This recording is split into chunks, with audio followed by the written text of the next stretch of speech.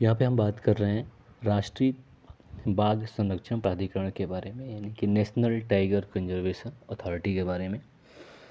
तो जिसका कि गठन दिसंबर 2005 में किया गया था और इसको जो गठन किया गया था, ये वन्य जीव संरक्षण जो अधिनियम है वर्ष 1972, उसकी धारा 38L(1) के तहत किया गया है। इसके अलावा इस अधिनियम में, यानी कि वन्य जीव संरक्षण अधिनियम 1972 को जब 2006 में इसका संशोधन किया गया, उसके तहत इसको स्थापित किया गया।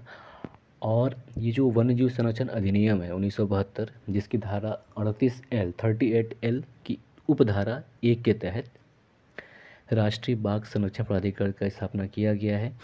और ये जो वन्य जीव संरक्षण अधिनियम 1972 है, इसकी धारा 38L की उपधारा 2 में इसके संगठन का वर्णन किया गया है। ये इसकी सांविधिक स्थिति है और ये बताया गया है कि इसमें अध्यक्ष होंगे, उपाध्यक्ष होंगे और संसद सदस्य होंगे, जिसमें 3 सदस्य हैं, और सचिव होगा जो कि पर्यावरण वन एवं जलवायु परिवर्तन मंत्रालय का सचिव होगा, और कुछ अन्य सदस्य होते हैं। इसके बारे में बताया गया है।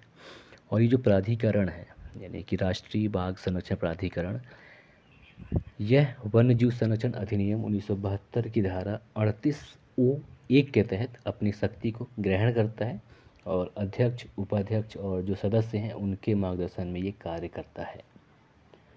इसके अलावा इसका हम अन्य जानकारी की बात कर लें तो ये जो राष्ट्रीय बाघ संरक्षण प्राधिकरण है, ये एक सांविधिक निकाय है। इसके अलावा यह प्रोजेक्ट टाइगर और टाइगर रिजर्व के मैनेजमेंट या प्रबंधन का जो भी कार्य है वो करता है।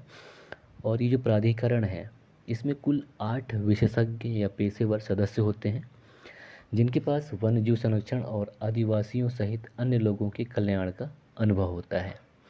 इसके अलावा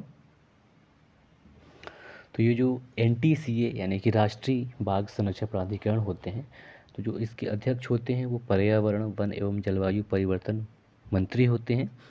ये अध्यक्ष के रूप में कार्य करते हैं, जबकि उपाध्यक्ष के रूप में पर्यावरण, वन एवं जलवायु परिवर्तन मंत्रालय में जो राज्य मंत्री होते हैं वो इसके उपाध्यक्ष के रूप में कार्य करते हैं। और जो संसद के सदस्य हैं वो सभी इसके सदस्य होते हैं। और जैसा कि हम बात कर रहे थे कि जो ये कुल 8 विशेषज्ञ या पेशेवर सदस्य होते हैं, तो इन 8 में ही अध्यक्ष, उपाध्यक्ष शामिल होते हैं और संसद भी शामिल होते हैं। और ये जो 8 में से जो 3 संसद सदस्य होते हैं, असल में इन संसद सदस्य में से 2 संसद सदस्य लोकसभा से होते हैं, जबकि 1 राज्यसभा के सदस्य होते हैं। अब बात कर लें कि NTCA का कार्य क्या है। तो ये भारत में बाघों के संरक्षण के लिए व्यापक कार्य को संभालता है। इसके अलावा इसका जो मुख्य प्रशासनिक कार्य है, ये राज्य सरकारों के द्वारा जो बाघ संरक्षण योजना को बनाया जाता है उसको स्वीकार करने का काम करना है।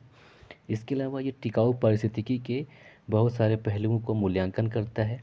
और जो बाघ आरक्षित क्षेत्र हैं, यानी कि टाइगर रिजर्व एरिया, उनके भीतर कि कोई भी ऐसा जो कि पारिस्थितिक रूप से अस्थिर हो, जो कि भूमि उपयोग को प्रभावित करता हो, जैसे कि खनन उद्योग हो गया और कुछ अन्य उद्योग जैसी जितने भी परियोजनाएं हैं, उन सब को अस्वीकार करने का कार्य NTCA करता है।